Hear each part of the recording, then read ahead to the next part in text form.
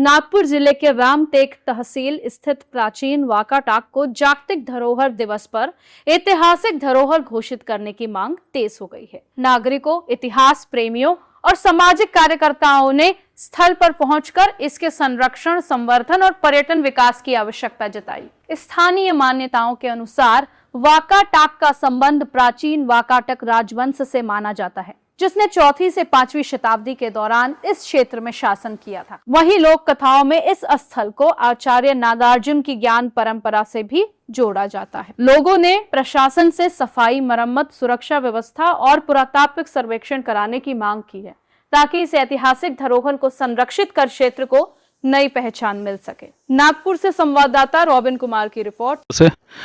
P news India या न्यूजचा प्रतिनिधी आहो।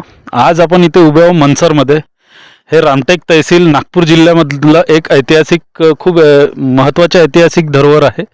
जिथे आपण उभे आहो हे एक वाकाटाका राजा म्हणजे सम्राट अशोक कालींच्याही अगोदर इथे एक राजा होऊन गेलेला आहे आणि त्यांचा संदर्भ नागार्जुनासोबत जोडला आहे, जे बोधिसत्व होते, जे किमियागार होते आणि ज्यांना आयुर्वेदिकचं खूप चांगलं नॉलेज होतं। ते जागतिक लेवलचे किमियागार होते। असं नॉलेज त्यांच्याकडे जे होतं ते आजपर्यंत कोणाकडेच नव्हतं। तर आज जो आहे जागतिक वारसा दिवस आहे आणि जागतिक वारसा दिवसानिमित्त आपण जे आपल्या क्षेत्रातलं सर्वात जुनं आणि बुद्धकालीनच्याही अगोदरचे जी धरोहर आहे, हा जो किल्ला आहे, हा वाकाटाक किल्ला आहे। तुम्ही बघू शकता इथे जीर्ण अवस्थेत पडलेला आहे।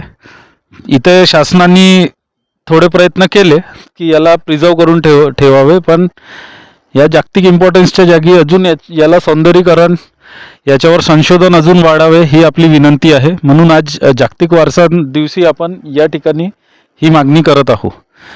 धन्यवाद। बंद कर ना।